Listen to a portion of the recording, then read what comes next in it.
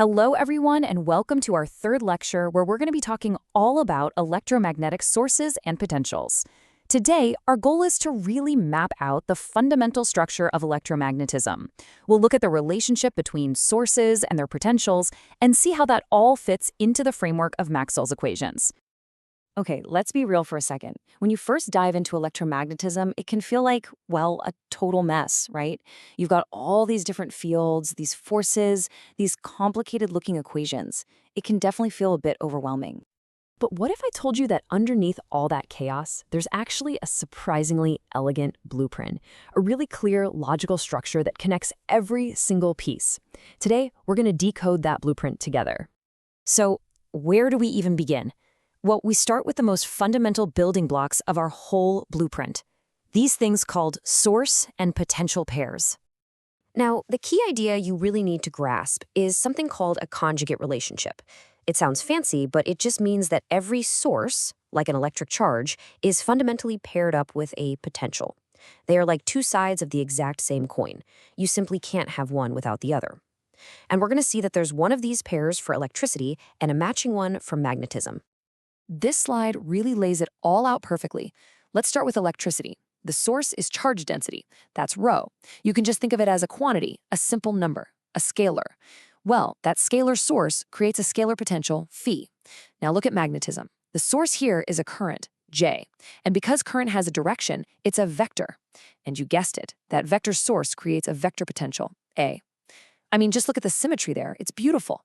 A simple number source creates a simple number potential, and a directional source creates a directional potential. So on the left, an electric charge, our source rho, creates an electric potential phi all around it. And on the right, a current, our source J, creates a magnetic potential A. The core idea is just that. The source creates a potential. And the math behind it, which you can see here in Poisson's equation, actually has the exact same form for both. That's a huge clue that the symmetry goes really, really deep. Now, here's the crucial point. In what we call static situations, meaning when things aren't changing over time, this relationship is beautifully dual. It's just this clean, perfect, symmetrical pairing. Now, it's true, this duality does break down a bit when you get into things like electromagnetic waves, but that is a story for another day. Okay, so we have our fundamental pieces, our source potential pairs. Now let's see how they all fit together into the grand blueprint of electromagnetism. And here it is. This is the EDBH framework, our grand map. And if you look closely, you can see our source and potential pairs, rho, phi, J, and A, sitting right there in the middle, nested inside all the familiar fields, E, D, B, and H. This map is organized in a really clever way. You can basically split it right down the middle. Everything on the right-hand side has to do with the sources, things like charge density rho and current J. We can call that the ampere system. And everything on the left has to do with the fields and potentials that are created, like the electric field E and magnetic field B, and that's our volt system.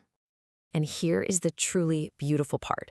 Maxwell's four famous equations, they're written in a way that they only connect things on the same side of this divide. They operate either entirely inside the volt system or entirely inside the ampere system. They never cross that line. So how do you get from one side to the other? Well, that's where material properties come in. Things like permittivity, epsilon, or permeability, mu. They're the bridge that connects these two worlds. Okay, so we have this really elegant blueprint. But what's the point? I mean, the real test is whether this map can actually guide us to the real forces and physical laws that we see in the real world. So let's find out. You know, the process is incredibly logical. It's like a four-step chain reaction. First, you start with a source, a charge rho or a current J. Second, that source creates its potential in the space around it. That's phi or A. Third, the way that potential changes over space, its gradient creates a field, E or B. And finally, that field exerts a force on any other sources that happen to be in it. And what's the final result of this four-step journey? It's the famous Lorentz Force. This equation you see right here, it's not just another formula to memorize. It's the payoff. It tells you the total force a charge is going to feel, with one part from the electric field and another from the magnetic field. It's the physical, tangible outcome of our entire blueprint. What's so powerful about this blueprint is that it's not just a map that describes things, it's predictive. If you start with those basic source-potential relationships, you can mathematically derive two of the most fundamental laws in all of physics, Coulomb's law for electricity and the Biot-Savart law for magnetism. They're not separate rules we have to memorize, they are direct consequences of the blueprint. But here's a really fascinating little detail. The equations for the potentials themselves look almost identical, mathematically. But the final laws for the fields, Coulomb and Biot-Savart, they look pretty different. So why is that? Well, it's because the electric field comes from the gradient of its potential. You can think of it as flowing straight out from the source. But the magnetic field comes from the curl of its potential. Think of it swirling around the source. And that fundamental difference in their shape gets baked right into the final laws. All right, for our final section, we're going to take this blueprint one last step.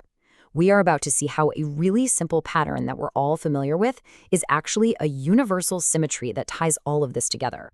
So up to now, everything we've talked about has been happening in a vacuum, basically an empty space. But the real world is full of stuff, right? Conductors, dielectrics, magnetic materials. So how does our blueprint handle all that? To understand the answer, let's go back to something really familiar, a simple electrical circuit. We all learned Ohm's law. You've got voltage, V, and current, I, and they're linked together by resistance, R. And their product, V times I, gives you power. Simple enough, right? Okay, well, here is the amazing part. That super simple pattern. Two paired quantities linked by a property of a material, and their product gives you power or energy. That's not just for circuits.